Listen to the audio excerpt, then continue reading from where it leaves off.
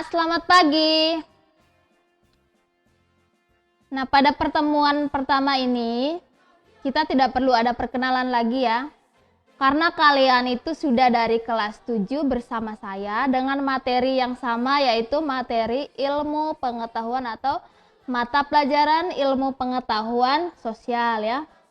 Namun di sini tentu ada sedikit perbedaan materi kelas 7 dengan materi kelas 8 ya. Tetapi perbedaannya tidak terlalu begitu jauh ya. Nah, pada bab pertama ini di kelas 8 kita mempelajari tentang interaksi keruangan dalam kehidupan di negara-negara ASEAN. Nah, dulu Ibu sudah pernah menjelaskan atau pada kelas 7 Ibu sudah pernah menjelaskan tentang interaksi ya. Kira-kira apa itu interaksi? Nah, begitu juga nanti di bab ini kita mempelajari tentang interaksi keruangan dalam kehidupan di negara-negara ASEAN ya. Oke, kita bisa perhatikan slide yang berikutnya. Nah, yang berikutnya yang kita pelajari di sini nanti di tujuan pembelajarannya, peserta didik mampu menjelaskan letak geografis, posisi geografis, dan kondisi keruangan negara-negara ASEAN dengan tepat atau secara tepat. Yang kedua, peserta didik mampu mengidentifikasi pengaruh kerjasama antar ruang negara-negara ASEAN. Yang ketiga, peserta didik mampu menganalisis pengaruh interaksi keruangan terhadap kehidupan negara-negara ASEAN. Nah, seperti apa? Yang terakhir ini, seperti apa pengaruh interaksi keruangan terhadap kehidupan negara-negara ASEAN? Nah, tentu kalian masih ingat ya tentang interaksi, tentang apa itu ruang, apa itu interaksi. Nah, maka dari situ pelajaran di kelas 8 ini tidak terlalu begitu jauh perbedaannya dengan kelas 7. Oke, coba yang berikutnya kita bisa perhatikan slide yang baru ya. Mari mengenal negara-negara ASEAN ya. Nah, ada berapa kira-kira negara ASEAN ya? Nah, untuk apa ASEAN ini dibuat atau dibuka ya? Ayo kita belajar sama-sama dengan Bu Guru di sini. Kita di sini bisa mengenal negara-negara ASEAN. Nah, ini merupakan logo dari negara ASEAN ya, logo dari anggota negara ASEAN.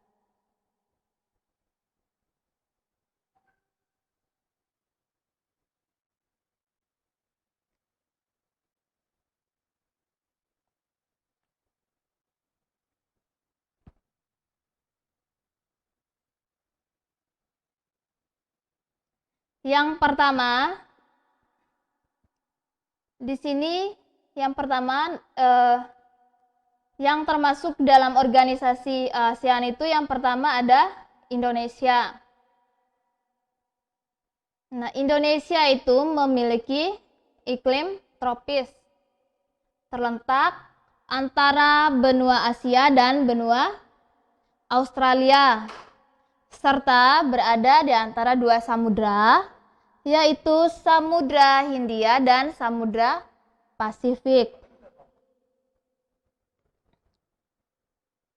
Yang berikutnya, contoh kerjasama dalam bentuk organisasi antara lain ASEAN, PBB dengan GNB.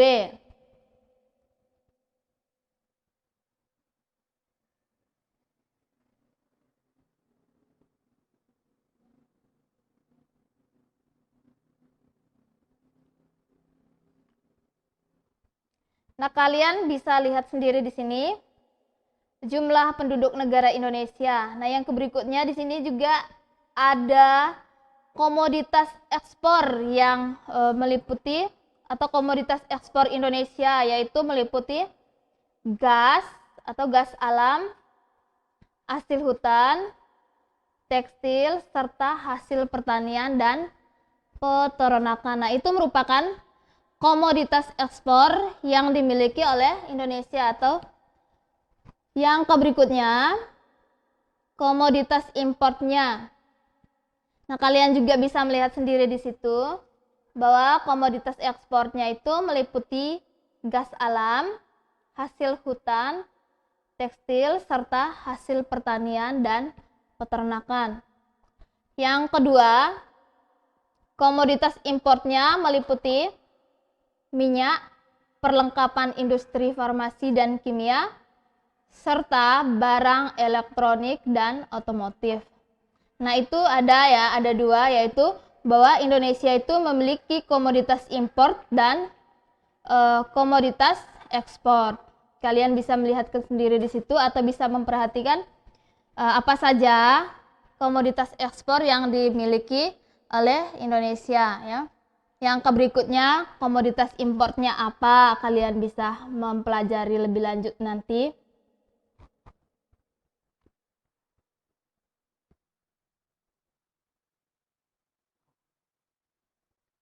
Nah, yang berikutnya, negara yang tergabung dalam ASEAN atau negara yang tergabung dalam anggota ASEAN yaitu Brunei Darussalam ya. Brunei Darussalam itu terbagi menjadi dua wilayah, yaitu wilayah timur dan wilayah barat. Nah, iklim di Brunei Darussalam itu sama juga seperti iklim di Indonesia. Jadi, iklim di Brunei itu dia memiliki iklim tropis. Yang berikutnya, komoditas ekspor utama yang dimiliki oleh Brunei Darussalam yaitu minyak mentah, olahan minyak bumi, dan gas alam cair. Nah, itu merupakan komoditas ekspor Brunei Darussalam. Jadi ingat ya, bahwa Brunei juga itu merupakan atau termasuk negara yang tergabung dalam ASEAN ya. Pertama tadi Indonesia, yang kedua Brunei Darussalam. Nah, kalian bisa perhatikan di situ juga iklimnya, iklim di Brunei sama seperti iklim di Indonesia. Terus komoditas ekspornya, bahwa komoditas ekspor Darussalam itu yaitu minyak mentah, olahan minyak bumi, dan gas alam cair.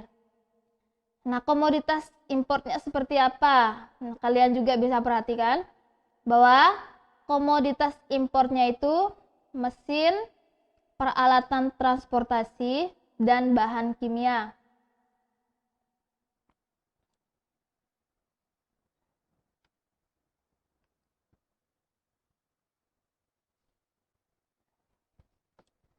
Yang berikutnya Filipina. Filipina itu memiliki banyak gunung api yang masih aktif, atau Filipina itu memiliki gunung api yang aktif. Nah, seperti apa iklim di Filipina? Iklimnya itu dia memiliki iklim tropis yang dipengaruhi oleh angin monsun ya. Nah, komoditas pertaniannya antara lain beras, tebu, nanas, mangga. Komoditas industri Filipina meliputi peralatan elektronik, tekstil, obat-obatan kimia. Filipina ini juga tergabung dalam anggota ASEAN ya. Nah, organisasi apa saja di Filipina? Organisasi kerjasamanya itu antara lain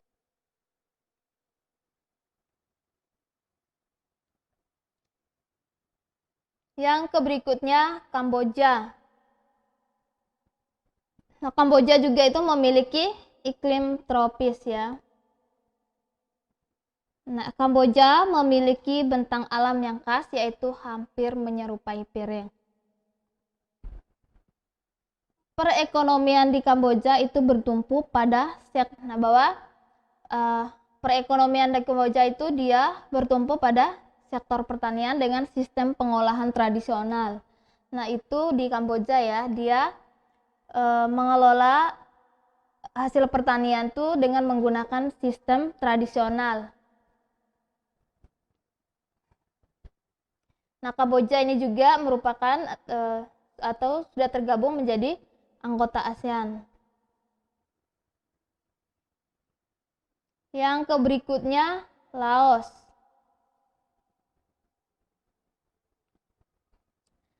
Negara di kawasan ASEAN atau di bagian semenanjung Indochina yaitu Laos ya. Nah, Laos juga beriklim tropis. Kalian bisa perhatikan di situ ada komoditas ekspor dari Laos yaitu biji timah, kayu, kapur barus dan kulit.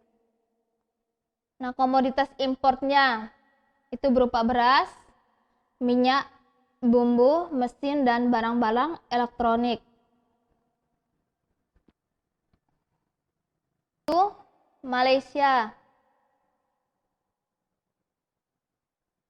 Nah, wilayah Malaysia Barat dan Malaysia Timur.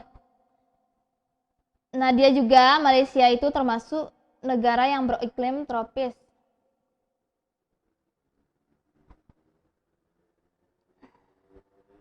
Nah, selain pertanian, penduduk Malaysia juga bekerja di sektor pertambangan dan perindustrian. Nah, jadi di Malaysia itu dia penduduknya bukan hanya bekerja pada atau bertani, tetapi juga sebagian juga penduduknya itu bekerja di sektor pertambangan dan perindustrian. Nah, menjadi salah satu pemerakarsa berdirinya ASEAN.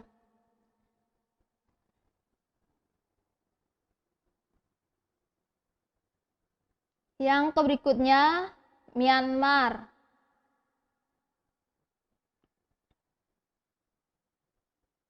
Nah, ini ada sedikit sejarah tentang Myanmar ya. Awal nama Burma atau Burma. Nah, sekarang sudah biasa itu disebut atau sudah terkenal dengan. Nah, seperti apa kesuburan tanah di Myanmar? Kesuburan tanah di Myanmar itu, dia delta Sungai Salawan sesuai untuk usaha pertanian. Nah, ini wilayah selatan di Myanmar itu beriklim tropis dan di wilayah utaranya beriklim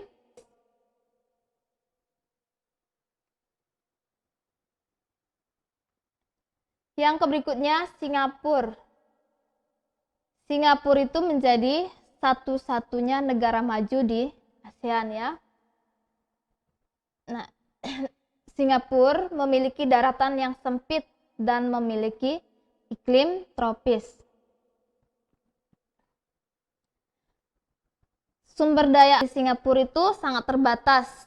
Nah, itulah yang menyebabkan Singapura itu mengembangkan kegiatan ekonomi sektor industri dan jasa. Nah, itu tadi kenapa? Karena sumber dayanya yang terbatas. Maka mereka lebih mengembangkan kegiatan ekonomi sektor industri dan jasa. Nah, salah satu Singapura memakarsa ASEAN ya. Nah, dalam pembentukan ASEAN, Myanmar ini sangat banyak mengambil peran ya dalam organisasi.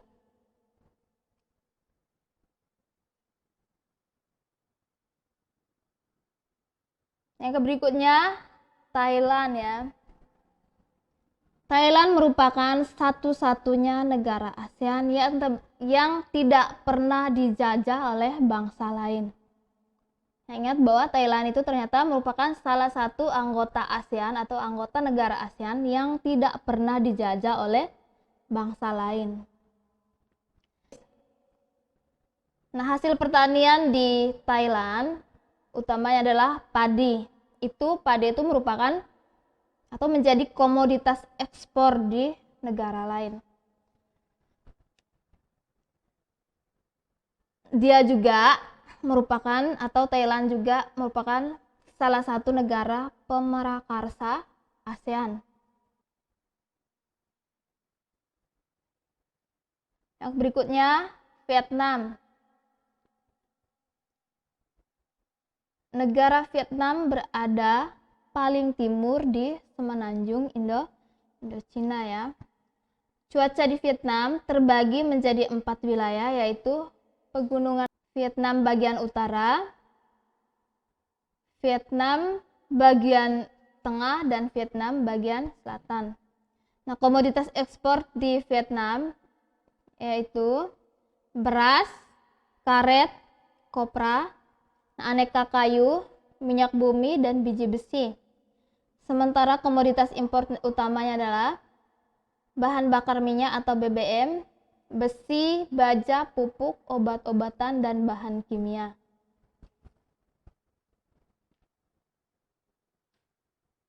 Nah, tadi yang Ibu jelaskan itu merupakan negara-negara yang tergabung dalam organisasi ASEAN. Nah, kita lanjut ke materi yang berikutnya. Kawasan Asia Tenggara. Letak Asia Tenggara yaitu ada 3. Ada letak astronomis, letak geografis, dan letak geologis. Yang pertama, kalian bisa perhatikan letak astronomis dari kawasan Asia Tenggara ya. Letak astronomisnya itu berada pada 21 derajat lintang utara sampai 11 derajat lintang selatan dan 95 derajat bujur timur sampai. Nah, itu merupakan letak astronomis.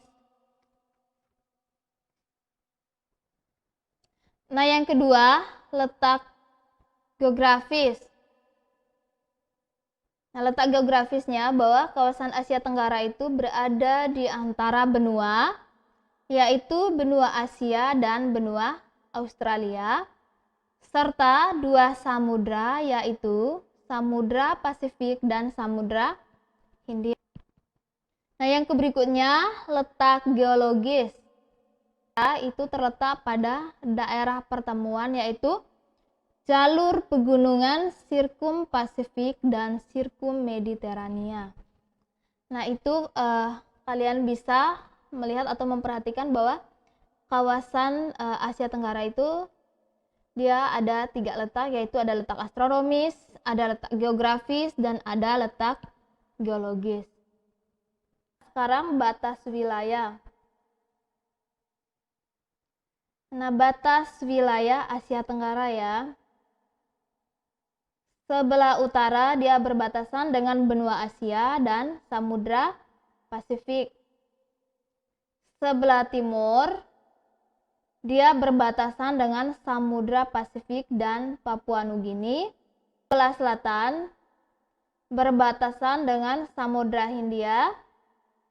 Sebelah barat berbatasan dengan Samudra Hindia, Sri Lanka, dan Hindia. Nah, itu batas wilayah negara Asia Timur. Sebelah utara berbatasan dengan benua Asia dan Samudra Pasifik. Sebelah timur Samudra Pasifik dan Papua Nugini. Sebelah selatan dan sebelah barat berbatasan dengan Samudra Hindia, Sri Lanka, dan Hindia.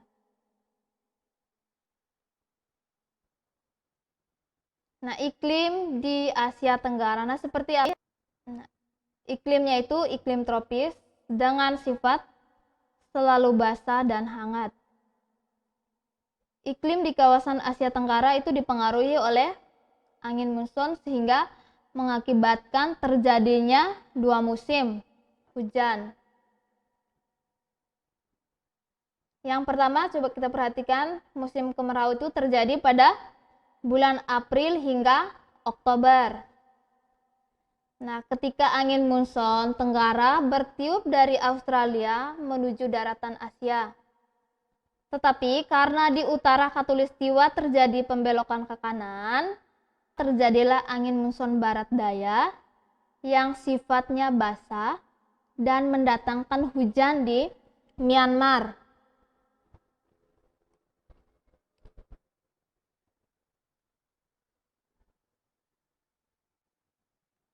Yang berikutnya musim hujan.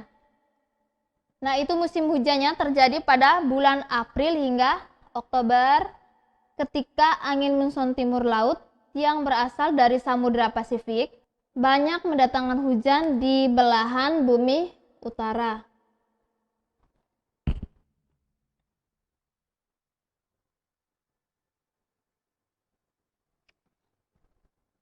Oke, lanjut. Sekarang kita masuk ke interaksi antara negara di kawasan Asia Tenggara.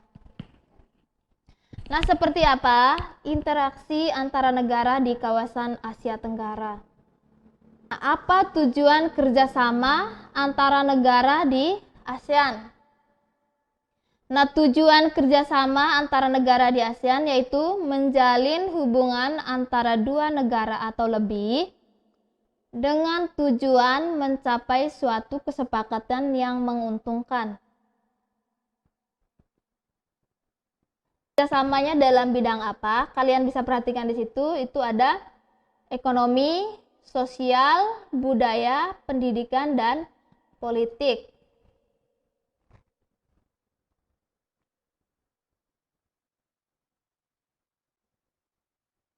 Nah, di sini juga ada faktor pendorong dan penghambat kerjasama negara ASEAN.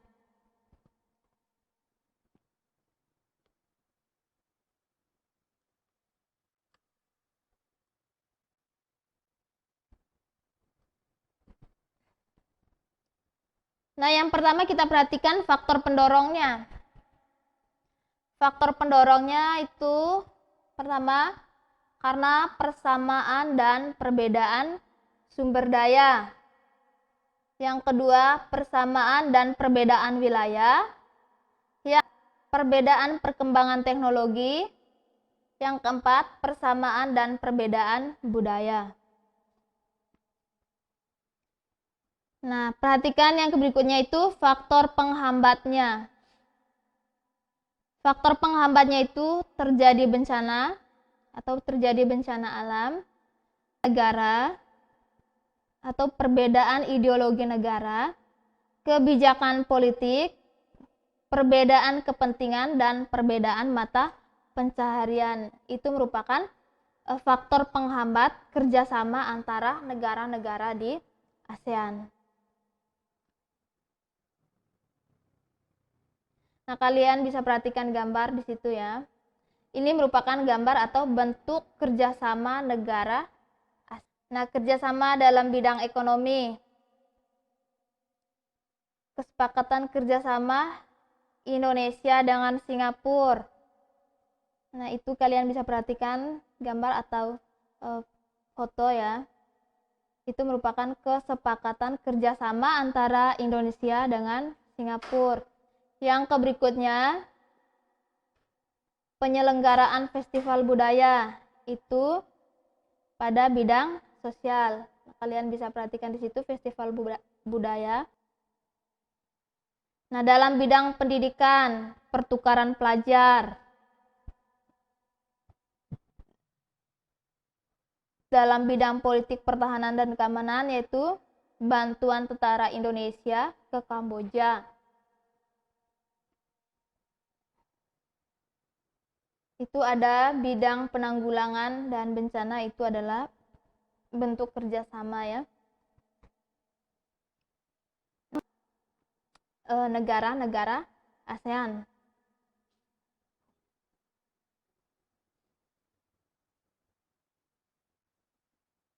Nah, kalian bisa perhatikan lagi bahwa politik keamanan ekonomi, sosial, budaya itu merupakan pilar ASEAN ya, atau 3 pilar ASEAN ya. Itu ada politik keamanan, ekonomi, sosial, budaya. Nah, ketiga itu merupakan 3 pilar ASEAN.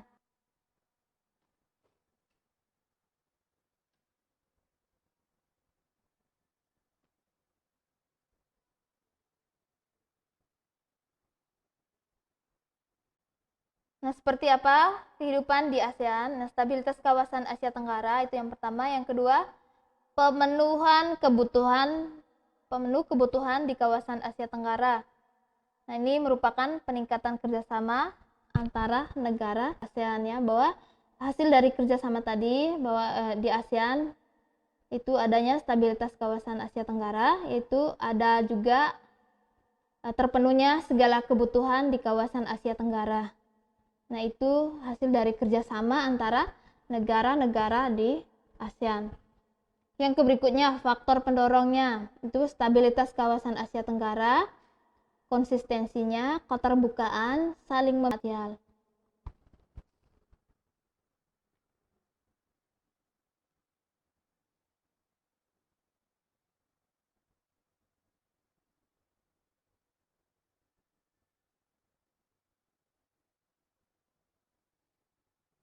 Nah, ASEAN merupakan sebuah organisasi dalam bidang politik, ekonomi, budaya, perdamaian, serta stabilitas regional dan itu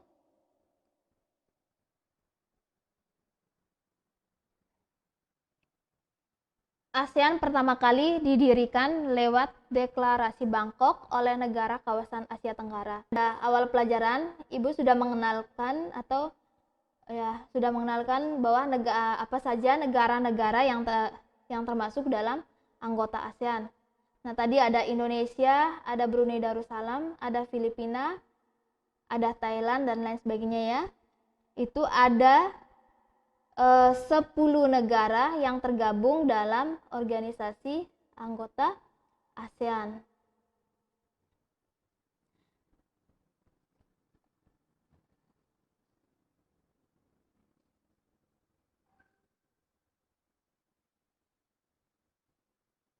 Nah, jadi ASEAN pertama kali didirikan lewat Deklarasi Bangkok oleh negara kawasan Asia Tenggara itu pada tanggal 8 Agustus 1967 di kota Bangkok atau Thailand ya.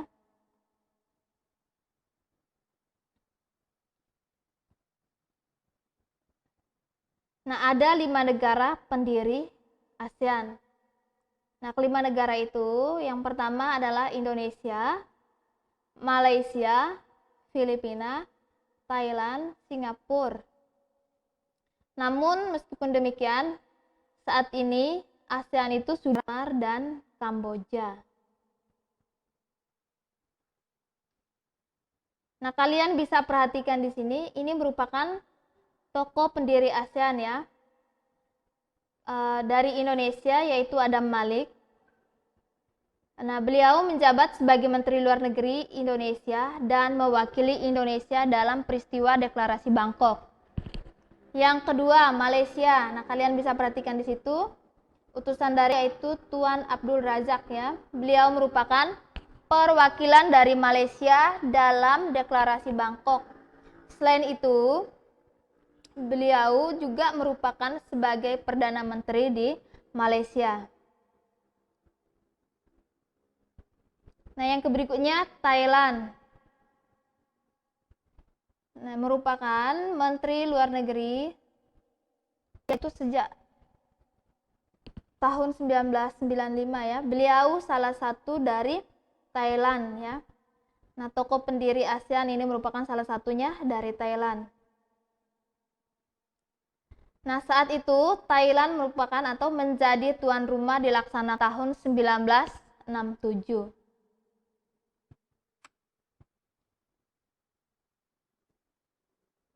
Yang berikutnya Filipina. Perwakilan kalian bisa perhatikan foto dan namanya di situ ya. Beliau merupakan perwakilan dari Filipina dan menjabat sebagai Menteri Luar Negeri, juga berprofesi sebagai jurnalis, pengacara, dan duta besar di Thailand.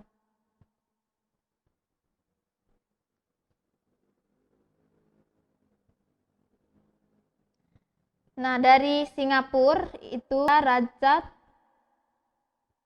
Ratman ya, yang merupakan Menteri Luar Negeri yang mewakili Singapura menandatangani Deklarasi Bangkok. Nah, tujuan pembentukan ASEAN. Nah, untuk apa? Tujuan pembentukan ASEAN itu, nah untuk meningkatkan pertumbuhan ekonomi, mengembangkan kebudayaan negara-negaranya, menjadi stabilitas dan perdamaian, serta kesepakatan kepada anggota-anggotanya untuk membahas perbedaan dengan damai. Nah, itu tujuan dibentuknya organisasi ASEAN.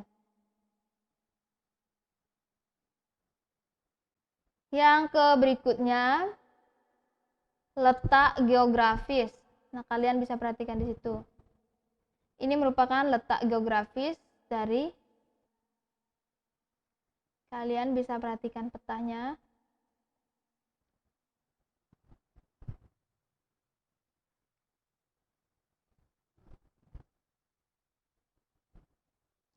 Oke, untuk hari ini sampai di sini dulu pelajaran atau materi kita. Nanti minggu yang berikutnya baru kita lanjut ya.